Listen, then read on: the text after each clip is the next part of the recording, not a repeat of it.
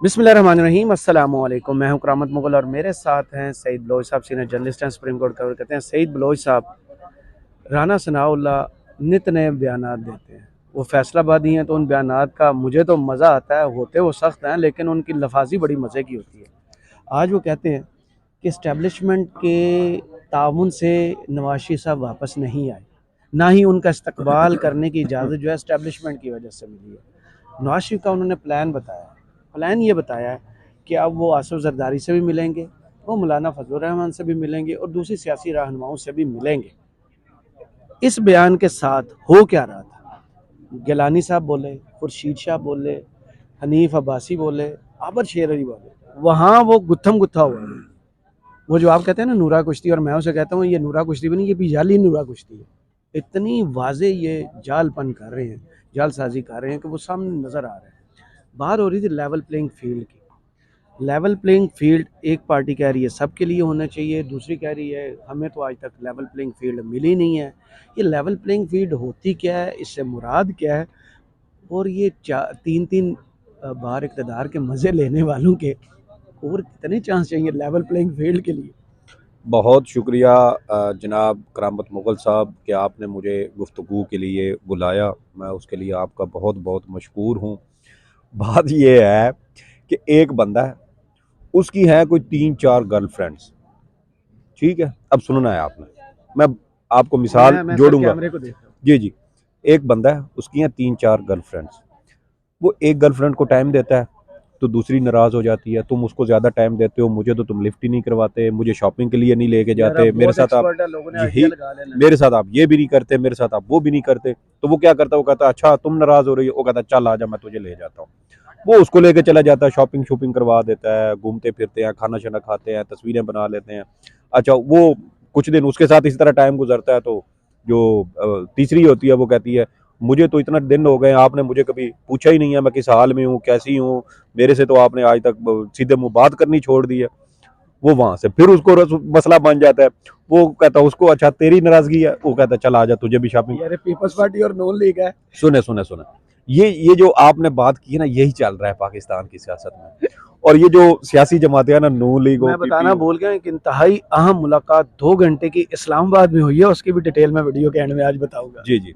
तो ये कहानी असल में चल रही है सारी ये हाँ, कि वो जो गर्लफ्रेंड्स है ना, वो मांग रही हैं अपने महबूब से तवज्जो मांगती हैं। भाई मासूम। और हाँ, और वो महबूब साहब जो है ना, वो भी चूंकि बहुत ज्यादा शरारती हैं कि उन्होंने दो दो तीन तीन को फंसाया हुआ है, सेट किया हुआ है। वो एक को टाइम देते हैं तो दूसरी नाराज होती है, दूसरी बहुत को गैर देते हैं। अखलाकी काम सर है। गैर इखलाकी, सर काम तो गैर इखलाकी गैर आईनी काम हो रहा है इस मुल्क में, आप गैर इखलाकी की बात कर रहे हैं। जो कुछ हो रहा है, क्या आपको लगता है कि ये कहीं आइन कानून के किसी भी पैमाने पर ये चीज आप किसकी? अल्हम्दुलिल्लाह नहीं। नहीं, बस यही बात मैं कर रहा था। तो ये सारी खिचड़ी, ये नूरा कुश्ती, ये कुछ भी नहीं है।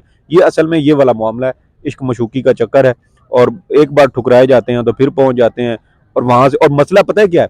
मसला ये है कि ना महबूब को इनके अलावा कोई और मिलती है, और ना महबूबाओं को इनके अलावा कोई महबूब मिलता है। तेनों तो को फिर वो ले लेंदा दे नहीं के तो घूम फिर के वापस उसी दर पे तेनों जाना को है। देंदा नहीं तो सानू को लेंदा नहीं। सानू को लाना, और यही वाला सिलसिला चल रहा है। और ये सिलसिला 1980 70-80 से चल रहा है, और ये बार बार तेरी रिपीट हो बारी रहा है। मेरी बारी तेरी तेरी बारी बारी मेरी, वही बात है कि उसके वो टाइम देता है तो वो पहले वाली का, फिर उसको तो उसको। तो ये चीजें मुसलसल चल रही हैं। और बदकिस्मती आप पाकिस्तान की देखें, मैं समझता हूँ कि ये रियासत की बदकिस्मती है कि हमें इस तरह के रहनुमा मिले हैं। एक बंदा हमारे पास यार अगर मुल्क में आया आपकी है। बात काट रहा हूँ, खुर्शीद शाह ने एक बात तो बहुत प्यारी की। हमने पहले भी कहा था ना कि इस्टेब्लिशमेंट के तन्नू पे बैठ के या बैक डोर से घुसे नहीं, ना अंडर हैंड डील करके मियाँ साहब आए। आज उन्होंने कहा है ये जो कोर्ट्स में आप कर रहे हैं ना, इस तरह ना केसेस अपने ख़त्म कराएं, वरना गो नवाज गो के नारे लगेंगे। तो वो तो उसके बगैर भी लगेंगे। सर देखें, बात ये है, गो नवाज गो के छोड़ें। अगर पीपल्स पार्टी वाले, अमूमन पहली बात तो ये है कि उनको भी इखलाकी तौर पे कोई बात करनी नहीं चाहिए। मैं उसकी मिसाल देता हूँ। हमने कुछ दिन पहले यहीं पे वीडियो में कहा था कि ख्वाजा आसिफ साहब ने पीपल्स पार्टी के हवाले से क्या बयान दिया था। फिक्स 14 साल तुसी साडे नाल, 14 महीने साडे नाल रहे हो, 2 माह बाद आपको है होश है। तो ਤੁਹਾਨੂੰ पता नहीं सी कि साडा की उत्थे समझौता हो रहा था, की साडा मैच डील हो रही फिक्स है, था। मैच फिक्सिंग कैसे हो रही है। अब 2 महीने हुए हैं, आप हुकूमत से निकले हैं, तो अब आपको याद आया कि हमारी वहां पे मैच फिक्सिंग हुई। तो ये बात कहने का मकसद वही है, तमाशा कर रहे हैं। सिर्फ ये चाहते हैं कि मैनू मेरे महबूब की तवज्जो यार क्यों नहीं अब मिल कल रही। सुप्रीम कोर्ट में थे, बिलावल आए थे वहां पे, जी जी। उन्होंने भी इलेक्शन कमीशन से मुतालबा किया था, उनकी भी यादाश्त वापस आई, जल्द अज जल्द डेट दें। यार हम बार बार कह रहे हैं, जो आपने मुश्तरका मफादात कौंसल में इस मुल्क के साथ, इस जमहूरियत के साथ साजिश की है, हर बंदे को अब उसका पता है। सर जो चंद बातों का क्रेडिट पाकिस्तान पीपल्स पार्टी लेती थी ना, वो सब खत्म। इन्होंने अपने सर में खुद मट्टी डाली है, खुद रेत डाली है। और ये इतने रुसवा, नून लीग तो चले वो तो बिल्कुल नंग धड़ंग काम कर रहे हैं ना ना। वो आइन के साथ खड़ा होने वाली, ये अदलिया पे ये वो हमला पीपल्स करने वाली। पीपल्स पार्टी को सब बहुत सारे लोग ये समझते थे कि ये सियासत में ये दूसरों की निस्बत नून लीग या जो दीगर नहीं, पीपल्स एमक्यूएम पार्टी बेहतर उनसे जमात मैच्योर थे। है, नहीं, बेहतर मैच्योर जमात थी, मैच्योर इसमें है। कोई शक नहीं। ठीक है, इनका सबसे बड़ा क्रेडिट ये क्या लेते थे, आइन, हमने आइन बनाया, हमने आइन तख्लीक करने वाले हम हैं। ये अगरचे मुल्क तोड़ने वाले भी यही थे, पार्लियामेंट की उधर नहीं जाते। सुप्रीमेसी, पार्लियामेंट की, अदलिया अदलिया की, ये सारी बातें करते बिल्कुल। थे। क्या इन्होंने अपने उस एक एक इकदाम का जिसका ये क्रेडिट, क्या इन्होंने उसकी तौहीन नहीं की? तो ये तो किस बिलावल बात के का पाँव ये में क्रेडिट? कांटे चुभे सर हैं ना। बिलावल के पाँव में कांटे इसलिए चुभे हैं क्योंकि अब इनको नजर ये आ रहा है कि जो सिंध हुकूमत जिस पर हम 15 साल से बादशाहत जिस सिंध पर करते रहे हैं, अगर ये इलेक्शन टाइम पर ना हुए तो हमारी वो बादशाहत हाथ से निकल जाएगी। नू जो एमक्यूएम का मामला था, एमक्यूएम एक टेन्योर में हुकूमत से निकली है। आज एमक्यूएम की क्या हालत है वहां पे?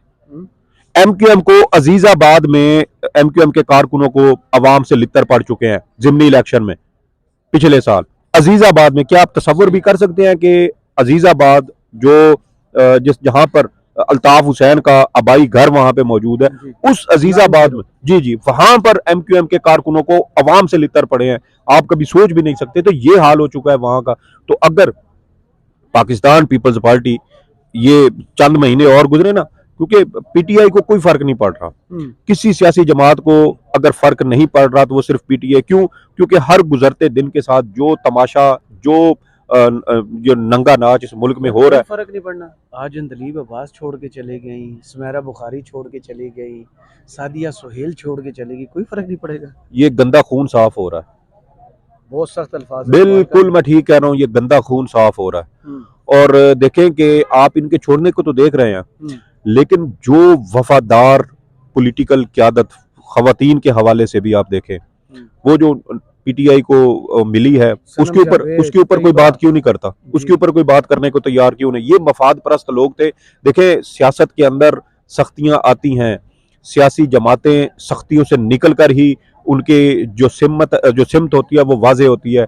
लीडरशिप क्राइसिस में जन्म लेती है, क्राइसिस में ही उनकी असल किरदार, उनकी जो सलाहियतें हैं वो निखर के सामने आती हैं।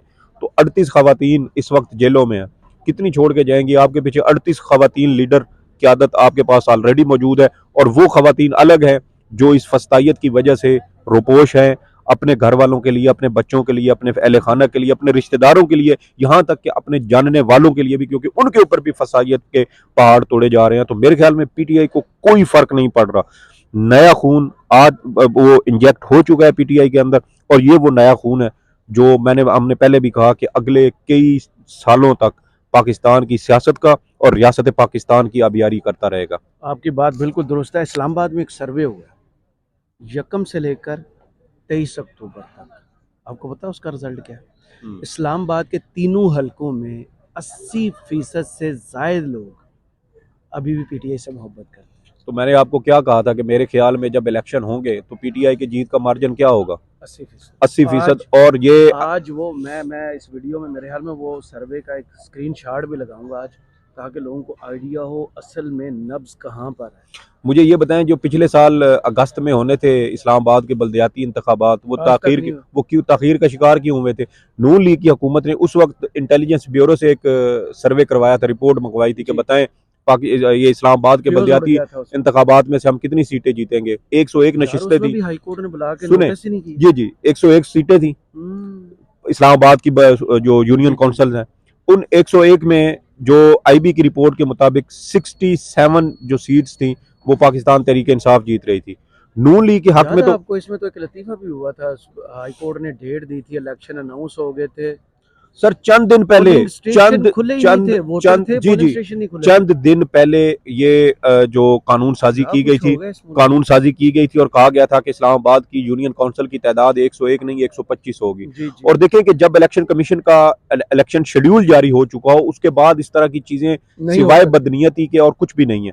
और सिर्फ डर यही था। और सबसे बड़ी बात यह कि इलेक्शन कमीशन अगर अपनी मॉरल जो उनकी एक ड्यूटी थी, अगर वो उसको पूरा करता। यार तोहीन ना लगा दें, वैसे आपने लफ्ज देखें कैसे वैसे इस्तेमाल कर लिए। देखें बाज़ औक़ात बेशर्मों के को भी ना थोड़ी सी शर्म दिलाने की कोशिश करनी चाहिए, क्योंकि आज इलेक्शन कमीशन की सुप्रीम कोर्ट में भी खींचातानी हुई है, वहां से भी खिंचाई हुई है। तो इस पूरे मुल्क में इस वक्त अगर क्राइसिस का कोई एक जिम्मेदार इदारा है तो वो इलेक्शन कमीशन है। एब्सोल्युटली। अब मुझे बताएं, इस्लामाबाद में आज एक बहुत ख़ास मुलाकात हुई। वो जो इस्टेब्लिशमेंट ने घोड़ा छोड़ा है ना मैदान में, सदर से 3 दफ़ा मिला है, मुख्तलिफ सियासी जमातों के सदूर से मिल रहे हैं, वो हैं मोहम्मद अली दुरानी साहब। जी जी। वो 2 घंटे के लिए मिले हैं मौलाना फजल रहमान, और बात क्या हुई है सियासत पर, मफाहमत की सियासत पर। किसकी मफाहमत अब कराना चाह रहे हैं? खान साहब से तो मिले नहीं है। देखें मेरे ख्याल में इस वक्त पीटीआई अगर किसी भी सियासी मेरा नहीं, पहली बात तो ये कि मेरा ख्याल क्या बल्कि मुझे यकीन है कि इमरान खान इन लोगों के साथ मफाहमत का सोच भी नहीं सकते। और अगर मफाहमत होगी भी सही ना, तो मफाहमत क्या होनी है यार, 3 नमर्द हैं, वो बच्चे पैदा नहीं कर सकते और वो कोशिश कर रहे हैं कि तीनों मिल के सलाह मशवरा करके हम कोई बच्चा पैदा करें। ठीक है, ये 3 सियासी नामर्द जमाते हैं, जेयूआई, मुस्लिम लीग नून और पीपल्स पार्टी, और ये कोशिश कर रही हैं कि हम आइंदा इंतखाबात जो है वो जीत सकें। मेरे ख्याल में इससे ज़्यादा चंद लफ्ज़ों में मैं और बेहतर मिसाल दे नहीं सकता कि ये सियासी बांझ है, हाँ, ये सियासी कुछ बांझ बेहतर हैं, चीज़ है। सियासी बांझ हैं, नामर्द हैं। और चलें बांझ, मैं सॉरी, ये सियासी बांझ हैं और ये चाहते हैं कि ये आइंदा इलेक्शन जीत सकें, जीत लें। लेकिन कैसे? तो ये जो उछल कूद कर रहे हैं मफाहमत, तो क्या क्या होगी। मुझे एक बात बताए, मैं आपको एक छोटी सी मिसाल देता हूँ। पिछले साल अक्टूबर में 9 ज़िमनी इंतखाबात हुए थे, याद है आपको? जी। और उन 9 ज़िमनी इंतखाबात में से इमरान खान कितने जीते थे? 7। और ये जो 9 ज़िमनी इंतखाबात हुए थे, इन 9 ज़िमनी इंतखाबात में से ये जो जिन हलकों की सिलेक्शन की गई थी, वो कौन से हलके थे? ये वो हलके थे जहां पर इनको पीडीएम का ये ख्याल था कि ये हमारे मजबूत गढ़ हैं, क्योंकि इन हलकों में पीडीएम के उम्मीदवार या तो रनर अप रहे थे, ठीक है, और ये कहा था कि दूसरे तीसरे चौथे नंबर पर उसमें जेयूआई के हैं, एएनपी के हैं, नून लीग के हैं, पीपल्स पार्टी के हैं। तो अगर हम सब मिलकर इमरान खान का मुकाबला करें तो हम ये इनको हरा देंगे। तो हुआ क्या, उससे हुआ ये कि इमरान खान साहब जो है वो 9 हलकों में खड़े हुए और उनमें से 7 पर वो जीत गए। कराची में इन्होंने धांधली की, जो नून उस वक्त पीपल्स पार्टी का एक हलका था जिसमें खालबन ये क्या नाम है उनका, कादिर मंदोखेल साहब, कादिर खान मंदोखेल, वो वहां से, जी जी, वो वहां से इलेक्ट हुए थे। और जिस तरह का वो धांधली हुई थी वो भी हमें सारा वो मालूम था। तो ये कहने का मकसद ये है कि आप एक बार ये कोशिश भी कर चुके हैं, आप हुकूमत में थे, आपके पास पूरी रियासती मशीनरी थी, इलेक्शन कमीशन आपके साथ मिला हुआ था, आपके साथ दीगर रियासती इदारों की सपोर्ट आपको हासिल थी, और उसके बावजूद आप 7 हल्के इमरान खान से हार चुके थे। तो अब तो आम इंतखाबात हैं, यहाँ पर तो इलेक्शन का माहौल ही डिफरेंट होता है, अवाम की सोच और अप्रोच ही डिफरेंट होती है। तो यहाँ पर जब ये माहौल, मामला सिर्फ ये है कि इलेक्शन का भी माहौल बन नहीं रहा। जब इलेक्शन का माहौल बनना शुरू होगा ना, फिर इनको अंदाजा हो जाएगा कि जो जूता इन्होंने पहना हुआ वो इनको लग कहाँ से रहा। चलें, बहुत शुक्रिया सईद बलोच साहब आपके तज़किया का। कमेंट्स बॉक्स में ज़रूर बताइए वीडियो आपको कैसी लगी। इजाज़त दीजिए, अल्लाह हाफ़िज़।